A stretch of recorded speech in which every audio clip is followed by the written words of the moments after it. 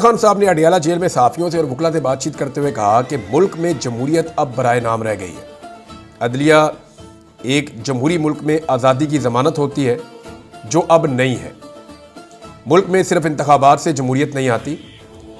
हकीकी जमहूरियत जो है उसके लिए साफ़ और शफाफ इंतखाबात होने चाहिए, आज़ाद अदलिया होनी चाहिए, कानून की बालादस्ती और एहतसाब का होना ज़रूरी होता है, वरना इंतखाबात का ढोंग तो डिक्टेटर भी नचाते रहे। मुल्क के मीडिया पर इस वक्त मुकम्मल सेंसरशिप है। मैंने अखबारात देखे हैं, उनमें मेरा कोई बयान नहीं छपता। इस वक्त हुकूमत ने आइन में तरमीम करके सुप्रीम कोर्ट पर भी कब्जा कर दिया है। ये जो मर्जी अब नाइंसाफियाँ और जुल्म करे, अब इनसे कोई नहीं पूछेगा क्योंकि सुप्रीम कोर्ट में कब्जा हो गया। तहरीक इंसाफ जो मुल्क की सबसे बड़ी जमात है, उसको हराने के लिए काजी फायद ईसा और चीफ इलेक्शन कमिश्नर ने उनके साथ मिलकर मैंडेट चोरी में उनकी मदद की। उन्होंने जो पाकिस्तान की आवाम के मैंडेट पर डाका मारा है, इसको बचाने के लिए उन्होंने ये सारी कानून साजी की है।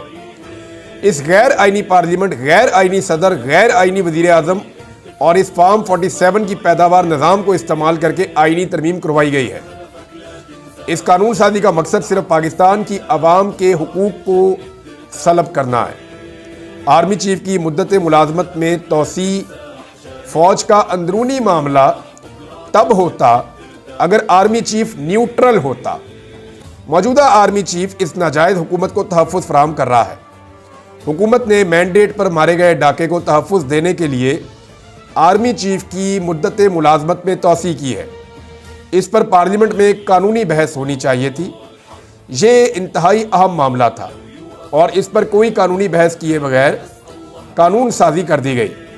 मैं अपनी सारी पार्टी बिलखसूस क़यादत को ये पैगाम देता हूँ कि एहतजाजी तहरीक की तैयारी करें। एहतजाज की क़यादत तहरीक इंसाफ की जॉइंट लीडरशिप करेगी।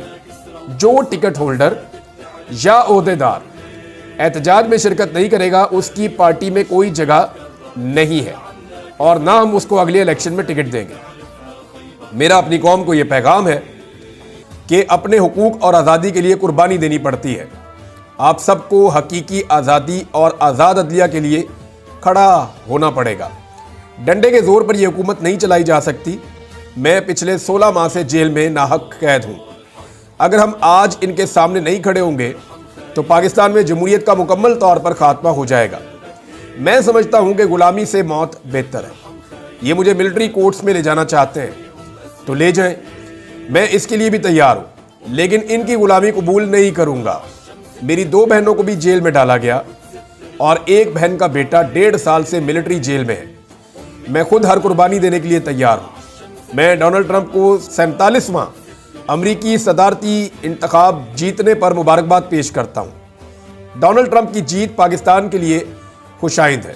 मुझे उम्मीद है कि सदर ट्रंप कम अज़ कम न्यूट्रल होंगे और जो बाइडन की तरह नहीं होंगे, जिन्होंने बाजुआ की तरफ हुसैन हक्कानी को इस्तेमाल करके जो मेरे खिलाफ लॉबी की गई, इस पर यकीन किया। मेरी रिहाई का मामला अमेरिका से नहीं बल्कि पाकिस्तान में ही मुकम्मल होगा।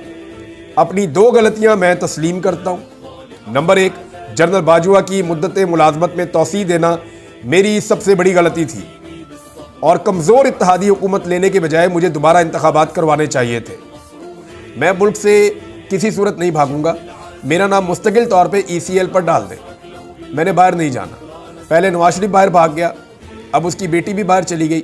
बैरून मुल्क इलाज इंतहाई महंगा है और उनका सारा टब्बर बाहर बैठा हुआ है।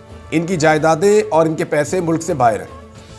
अगर मैंने नवाज शरीफ और जरदारी की तरह चोरी की होती तो डील करके मुल्क से भाग गया होता।